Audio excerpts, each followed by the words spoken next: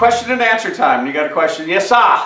Well, what about you go to do a set at a club, the comic just right before you does a couple real similar premises to what you're prepared to do that night?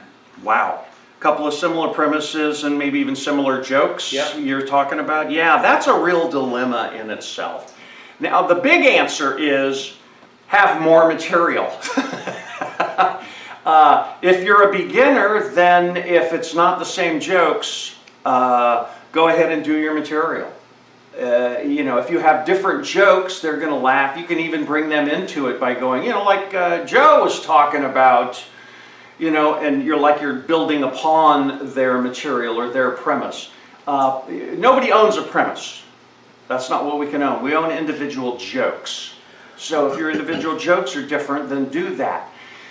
The most important answer, well, first of all, your first goal as people that are just getting into stand-up comedy, your first big goal is 30 minutes worth of worked out material.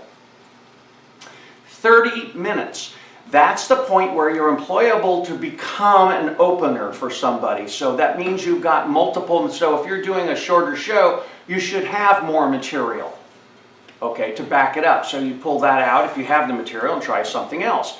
Again, that's reading the audience, relationship with the audience. Oh, they've already heard stuff about this idea, then I'm going to pull mine out and do that. One time, Gayla was doing something, I was in Omaha or something as a club she was featuring, and the first show, Gayla does a thing about drink names, okay, and does a bunch of jokes about drink names, and then the headliner later that, after her, got up and did her bit about drink names, okay?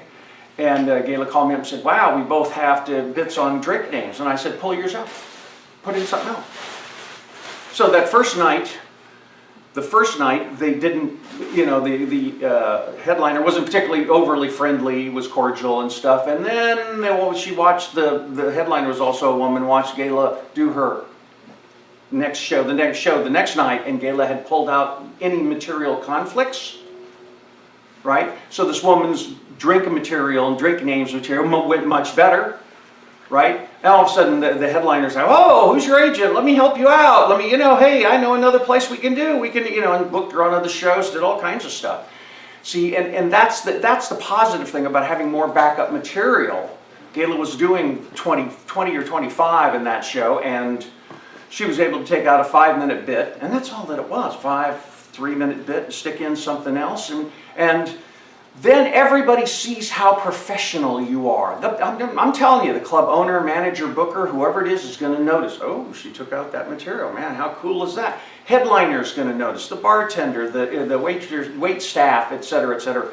Then I go, whoa, this person's really professional because they care that the show goes well. You're a team player. You're not up there just for your selfish laughs. You're now a team player. I'm going to take care of the show by changing my material. And that, looking professional, is what it's all about for having material. So as a beginner, you kind of got to suck it up and do your material anyway, but that's why the first goal you're after is 30 minutes worth of worked out material.